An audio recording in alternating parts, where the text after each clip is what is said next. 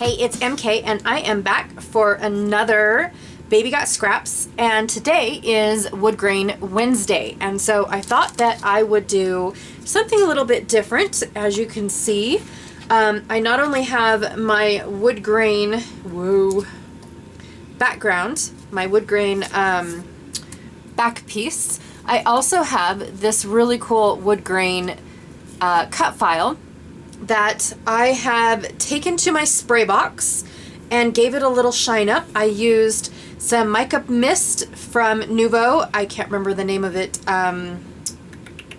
Nope, can't remember the name. And then I also used some shimmer spray by Nuvo that was cocoa powder. And so it's kind of got like a little bit of dark going on and a little bit of goldy, coppery stuff going on. Because I wanted it to be a little bit dark. So that's what I did. I just sprayed it, you guys. There was nothing really to it. So it's got a little shimmer and sparkle to it. And then I started pulling some supplies. What is it that I wanted to do with this wood grain piece that I have just hanging out on my desk, you guys? I don't know where this came from. I don't know when I received it, and I can't remember if I got it in a kit or not. I apologize to whoever's cut file this is. I really am sorry because I don't remember where I had it. It's been over here on my desk. It's been over there on my other desk. It's been all over my craft room, and I finally thought, you know what? I'm going to use this. Whether it looks good, bad, or indifferent, I'm going to use this. So pulled out some word stickers that I tend to I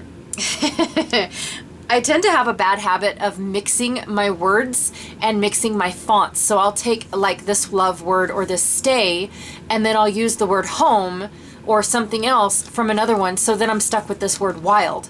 And then I have, you know, like random words that don't make any sense left on the layout. Well, this one I don't hardly ever use. I do love a good white foam because then I can change it any color I want. But I plan on using this word family, okay? That is what I plan on doing. I also pulled out my foam strips. They are by scrapbook.com, and they're just little 1/8 inch foam strips because I do plan on taking this really cool like rose gold. It's almost like a rose gold sequence from Close to My Heart. I stuck it in this little container that I've had forever from Stampin' Up. Yeah. Anyways, I just think it's easier instead of in a bag. The bag seems to be a little bit more staticky than these little containers. And so I plan on doing something fun inside the little hearts. I also have these little page protector cut-offs. Now, basically what I do is if I don't have the right page protector or pocket page that I am looking for, I will alter my page protectors. Or if it is like I don't have enough photos, papers, whatever to fill the gap, I will cut that gap off at one of the seams. It doesn't bother me to do something like that. So I pulled a bunch of random ones that I had hanging out in my bin, and I do have a awkward size bin for page protectors that are weird sizes. So yes, I do. So anyways, I planned on just facing these so I could put my sequins behind. Okay, something that I think I've done in a couple previous videos, but I'll do it again. I love doing wood grain and sequins. This little flower stay. I also pulled from my 6x6 stash that I have over here. Oh, there's only 2 there. And I have a green and I have a purple, and I'm pulling from this stack right here that I'm having a hard time using. When I flip through them, I see autumn and I see fall and I see, which kind of is the same thing. I don't know why I keep saying that. I see Halloween. I see Christmas. I just see holidays inside this little pack. There's nothing wrong with that. It's just not what I'm in the mood to scrapbook. So I have made a mention before that I might have to take these papers over to my die cut machine. So that is what I plan on doing. I pulled out some dies. I believe these are Tim Holtz dies. Don't quote me on that, you guys. I don't remember, honestly. And I can't tell you if this is its original packaging, because I saved these from, like, I don't know, it's too hard for me to explain, but I have a bunch of these left over from something. They could have been a stamp set in here. It could have been anything. The fact that it says Sizzix at the bottom tells me that these were already previously in here. I just took out the packaging so I could see my dies. For some reason, these aren't on a magnetic sheet yet, and I don't know why. So I believe these are Tim Holtz. I want to say they were. I probably won't use the holly leaves because that kind of looks, again, too Christmassy for me. But I will probably just run this. I usually double stack things like this because they're not really, they're thick but not cardstock thick.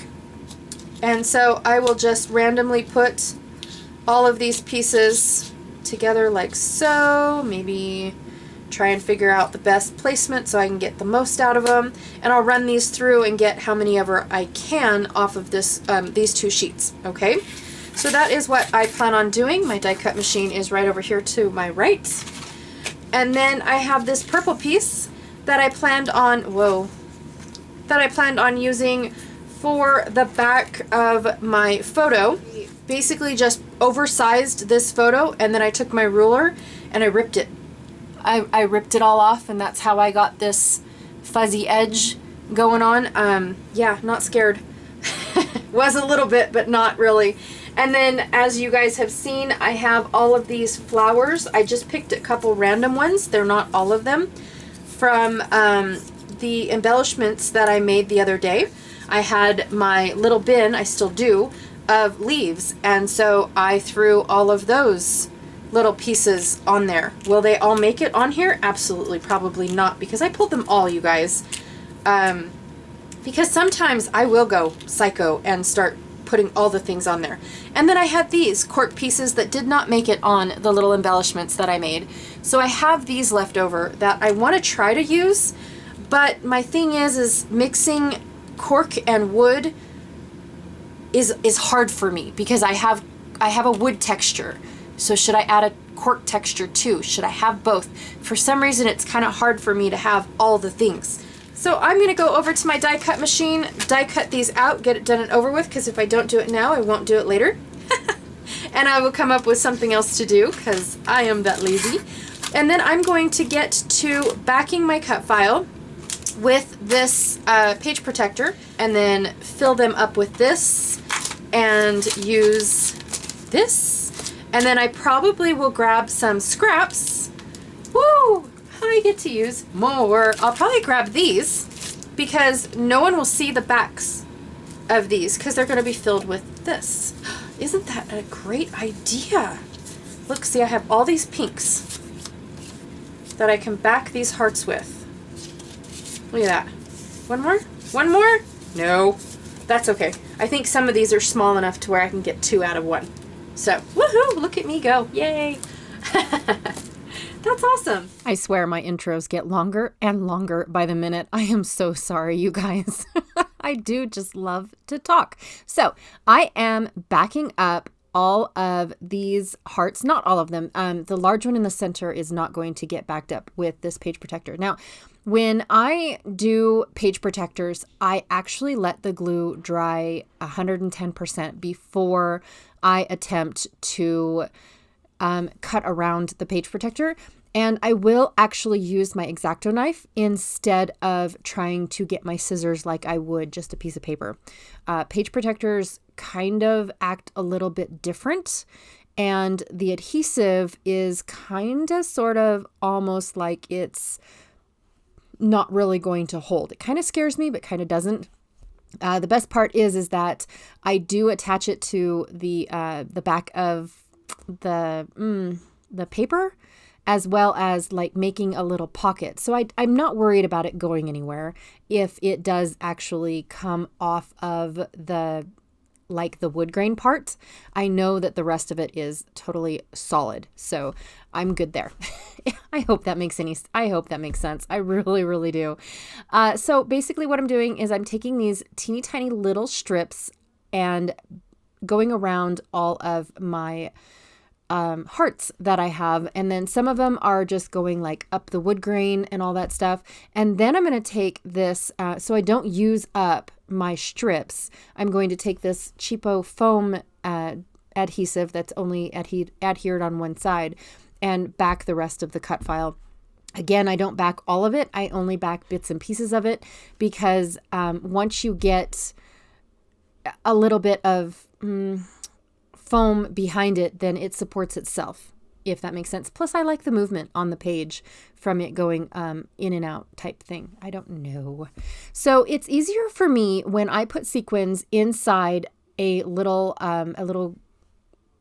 hollow like this. It's easier for me to take the paper off of the foam, because that way if I put the sequins in and then leave the foam, leave the paper on the back of the foam, and then I accidentally, when I take it off, I bump my image, then I actually take a chance of spilling out all of that sequence. So I take the backer off and then fill the cavity up with sequins and then put a backer on it of some sort. So that's just how I do it. Now, if you guys saw, that little heart actually came off, and that's what I was talking about. So the adhesive like adheres to the page protector, but it's almost like it's a removable adhesive. So it's very, very sticky and it won't move, but it does lift. I don't know how to explain it.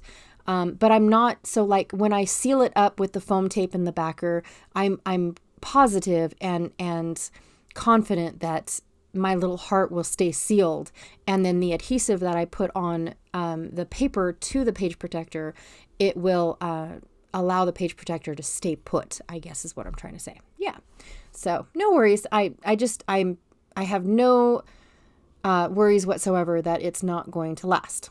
So I am all done. I absolutely love how it looks. I'm so super stoked. I went ahead and just put adhesive all over my little foam strips because, again, it was only adhered. The foam was only sticky on one side. So I glued that to the back of my 12 by 12, which is also a wood grain. And then I am going to take this purple piece and I'm going to rip it up into 6 strips. It was just an idea that I had. I actually had no idea I was going to do this. I just thought about it. I was like, well, how on earth can I make this purple piece pop? I don't want it to just be, bam, I stuck a purple square back there. And I could have very well stuck a purple square, but then I wouldn't have had like movement. And I enjoy movement on my page, even in the slightest little bit. So I basically ripped up the paper and then glued them on top, stacked them on top of each other and then curled up the ends. And so now I have some movement on my page. At least that's, that's how I feel, how I see it anyways. And so I had no idea I was going to cover up that heart down at the bottom. So I wanted a little bit of it showing. So I did lift up my photo just a hair to where that bottom heart is kind of peeking out. I know you guys can't tell that it's a heart, but it makes me feel better that I did all that work and now it still shows. Yep, that's me.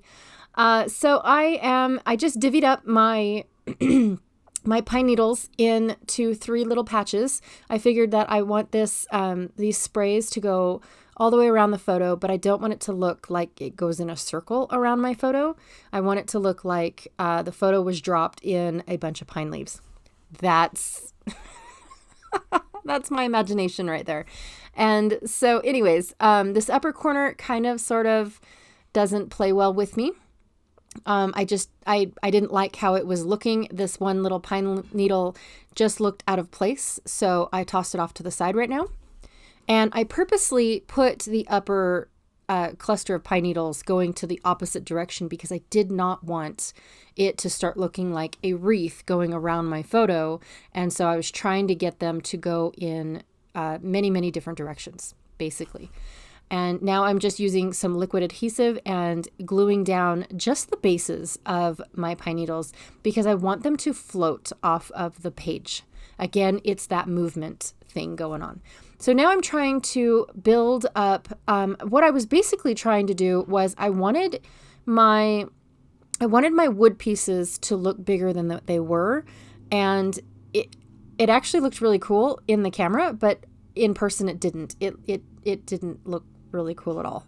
So it looked like I was trying too hard.